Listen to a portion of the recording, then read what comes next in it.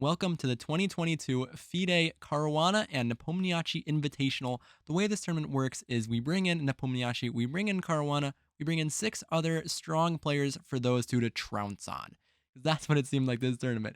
To be fair, all of these players are incredibly strong, but Fabi and Nepo have just been running circles around the competition. We're going to see more of that today. I'm Quillogic. Let's look at the games. Nepomniachtchi's just been chewing people up and spitting them right back out. Nepo goes for some Petrov defense using the residual prep from his match against Carlsen, where he employed the same defense, and it comes quite in handy when Rapport surprises with the rare move Queen b3, except he doesn't actually surprise here. Nepo knew exactly what to do and blitzed out these next few moves, leading down a complicated path where, after grabbing here, Rapport takes this pawn and is going to go get that rook after Nepo sacks it, but here can you find the very strong move for Nepo? Bishop h3. He knew exactly what he was doing. And Rapport here started to get a bit confused. In the interview after the game, he said he kind of mixed up his move orders, thought Nepo had messed up. And that explains the coming decision that we're about to see, because this is quite some odd stuff, and it is certainly the story of this round. Well, checkmate is threatened, so you got to take it. And now we have a simple perpetual, right? They go back and forth, game ends in 15 moves. Not so fast. Rapport, known for his fighting spirit, this time might have taken it a bit too far. See, after repeating a few more times, he eventually declines a repetition, but only after spending almost an hour thinking about it. That meant Nepo had still almost all of his time left, an hour and 50 minutes. Rapport was down to 50 minutes, down a full hour. And guess what? Nepo, in his trademark blazing fast style, continued the pace and actually finished the game with more time than he started with. Because after move 40, you get an hour, and he didn't take an hour to win this game. Can you find the very strong move for Nepo? Queen d7. The queen comes back with 2 ideas. First, we're shutting out white's queen from getting back into the game. Second, our queen is looking towards this h3 pawn. We're going to be able to trap white's queen. 2 rooks are a bit better than a queen. However, there's a big difference when white's king side is completely ruined. This king is not going to survive. This was the position Rapport completely misevaluated, since black has a big advantage around here. Nepo finds a very strong way to play on. First, he takes this pawn, brings in the queen. Now, gives his king a little breathing room. Brings in the knight. Brings it over. h5. Now the h-pawn's coming up the board. Feels like his game from a couple of days ago against Duda, doesn't it?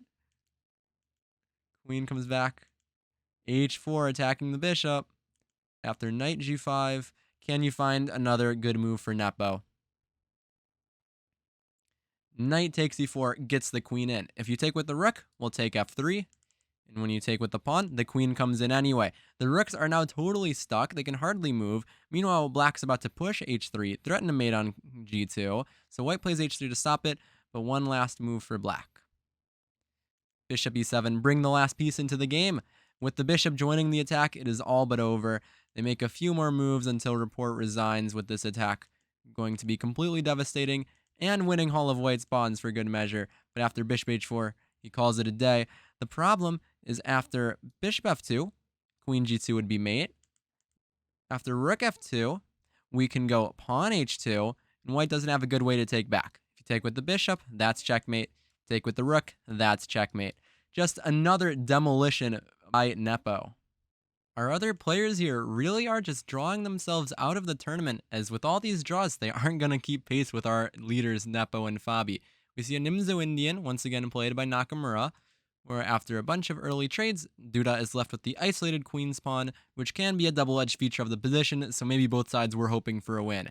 However, the double-edgedness of this position lasts for a few more moves, but not much longer. Duda does threaten to checkmate. Nakamura sees it, but Duda tries to take advantage of the now weakened diagonal, but Nakamura defends well with queen b6, attacking the bishop, when Duda decides to start trading things off. After a few more moves, it looks like this could be a bit dangerous for Nakamura, because he's left with this really bad light-squared bishop that is currently totally blocked in by its own pawns. Meanwhile, if Duda could get that knight to a strong square like e5, this would be great for him. However, the problem is that Nakamura is able to drum up enough counterplay. Rook e4 is a strong move to start with. Now, the bishop defends the d5 pawn. Then he's able to double on the open file. As Soon enough, some trades start to happen, but bishop a4, another big move by Nakamura, activating that otherwise passive bishop. Then the queens are about to come off the board, as do these rooks, and we're going to get a drawn position once the knight, bishop, and all of the queenside pawns soon come off the board, leaving us with the dead drawn position. Again, kind of a disappointment for these two players. Ding chooses the English against Firouzja. Going into the tournament, this was a match a lot of people had their eyes on, considering this would have been the number 1 and number 2 seeds facing off. At this point, though, since both players are so far behind the leaders, the game just doesn't feel as important. At this point, we have some more maneuvering going on as both sides try to improve their pieces. But at the same time, both sides also kind of just developing here. Queen a7. We've seen Ding use these maneuvers of queen a7 to a5 before. Now we see Firouzja playing queen a5 to queen a7. Now the a file opens up, which knight a4, bishop pair will be traded off. Now all the bishops are coming off the board. With all these trades, the game is leading pretty much nowhere. Soon enough, we'll have a drawn position as more and more pieces get traded off. Finally, this endgame is completely drawn. They played on for a while, but neither side really had any chances to play for more than a draw. Caruana versus Radjabov. Fabi really needs a win here if he wants to keep pace with Nepo, but he is immediately served with a surprise on move 2. The move a6 and the Sicilian is an uncommon guess, to say the least, at the top level. Fabi tries to punish it by first getting some space in the center, and then putting his knight on the aggressive square f5, taking advantage of the fact that Radjabov hasn't yet opened his bishop to cover that square. Radjabov, though, strikes back. D5 doesn't look like a move you can play, but if you take with the e-pawn, you're going to be losing your own knight there. Instead, he takes with the c-pawn, but now he trades, puts the knight on d4, and all of a sudden, all of white's pawns in the center are hanging, and black has established this very strong knight. Fabi tries to defend bishop d3, but black grabs the other pawn, knight c3 attacking the queen. Radjabov could not take this pawn on g2, because white would play bishop e4, defending the rook, and then what would be the nice follow-up? Queen a4, black can't deal with this check at all. The king definitely doesn't want to move, but you don't have much of a choice because b5, white would just take it. If you take with the a-pawn, well, now your rook's hanging with check. If you take with the knight, now white can give this little check here first, force the king to move, then take the rook. And just a little funny tidbit here, black's best move is actually king f6, walking forward, but you're going to bring out your bishop somewhere, and then your king can walk back. In the game, Radjabov did not dare to take the g2 pawn, and instead moves backwards.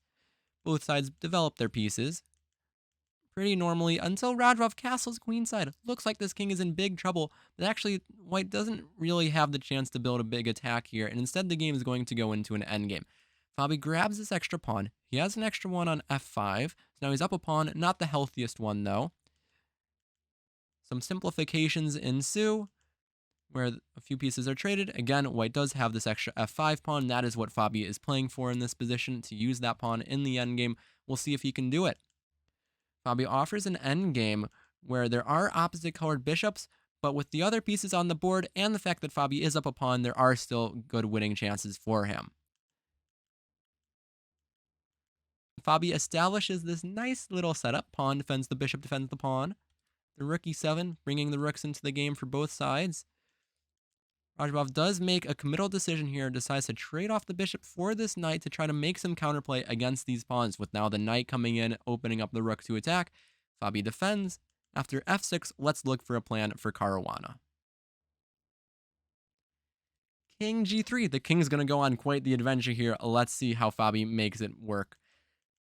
After rook d4, now the king just walking up, and then f4 kicks the knight away so that the king will be able to make it to g6. He doesn't do it right away, but instead improves the rooks a bit more first, until finally now the king steps in. Rook d7 will make some cover for the king. After king takes g7, we have a crazy position now. Fabi is winning, but it's certainly not easy. The f-pawn is going to be extremely strong, but so are black's a and b pawns. It's a race now. Who can promote first?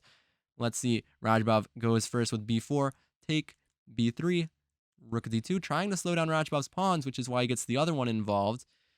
Now, here we can already see the crazy lines. There are multiple ways for Fabi to win. One such way was after king g6, a4. Then both sides start pushing their pawns. It looks like Fabi made a mistake with king g6 because he has allowed black to promote with check, But after f5, closing the diagonal, Radjabov doesn't have anything good to do. Queen a8 is a huge threat, and any check like queen b6 can be met with a block on the d6 square, for instance.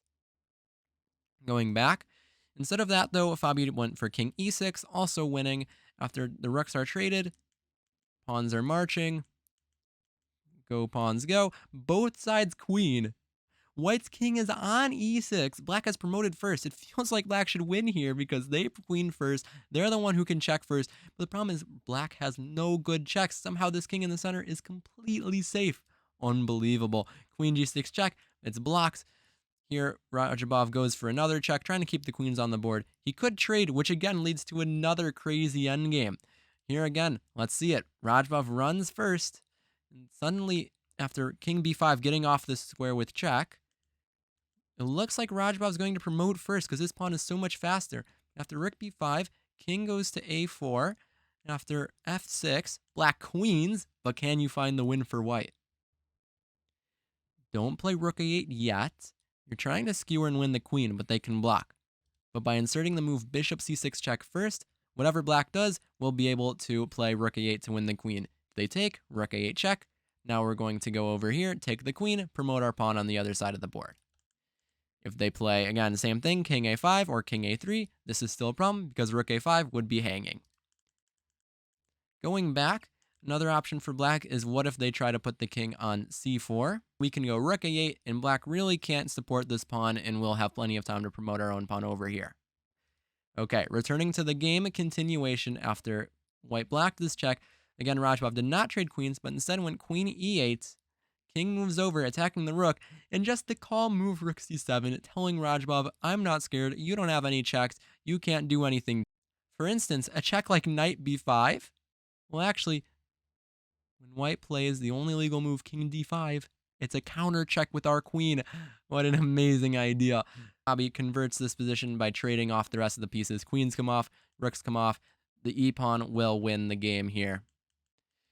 Radjabov could have tried to stop it, but instead resigned. Knight d6 doesn't actually save the day because after bishop d1, we will defend against Black's pawn, then we'll play e8, win your knight, and these pawns on this side of the board will win the game. Nepo has an astonishing 5.5 out of 7.